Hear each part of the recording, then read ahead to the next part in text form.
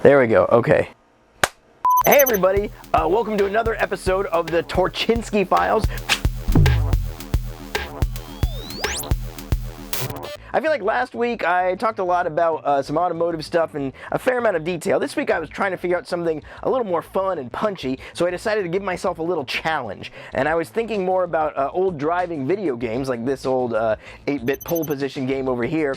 And I was thinking about driving controllers, and specifically like realistic driving controllers, like steering wheels, because those weren't really all that common way back in the day. I mean, in the arcades, yes, you had games from even the 70s that actually had a steering wheel, but at home, for example, the Atari 2600 did have a driving controller early on, but it looked like this.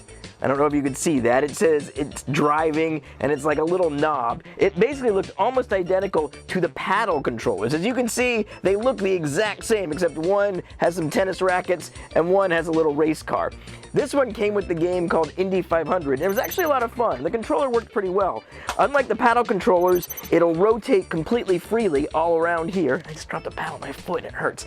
But it'll rotate freely. Inside here is what's known as a rotary encoder, which is kind of like it's like spinning a little disc with holes in it, like really early mechanical mice used to use. So it worked okay, but it didn't really feel like you were driving. So what I was thinking was, well, what would be an easy way they could have made steering wheel controllers? And they did have them, but to make it more exciting, I thought, what if I make a steering wheel controller, but I have to do it in like 15 minutes with whatever crap I have lying around? And I think I figured something out that kind of works. And again, I put this together in literally like 10 or 15 minutes. It's not good. So if you have any expectations right now, please take a moment to settle yourself down and just get rid of any expectations that what you're about to see has any value whatsoever. I'll give you a moment. Okay, is your bar sufficiently low? Good, because this is what I came up with.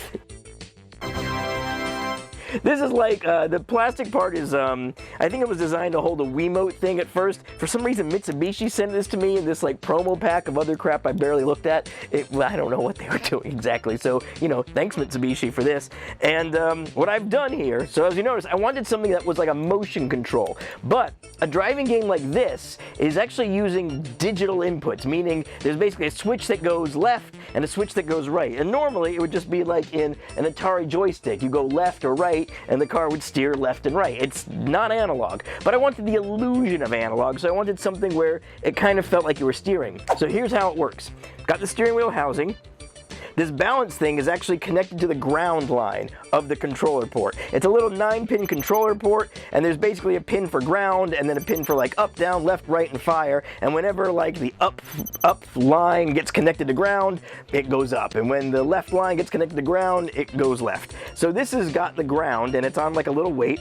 And then on one side is your turning for, let's see, which way do I have this? I guess turning for left, and then turning for right this way. So basically the thinking is, you hold this guy, and then you steer, and then when you steer, the metal ground bob kind of comes in contact with the contact for left or right or whatever, and it goes in that direction, and then you turn it this way, and it makes in contact with the other one.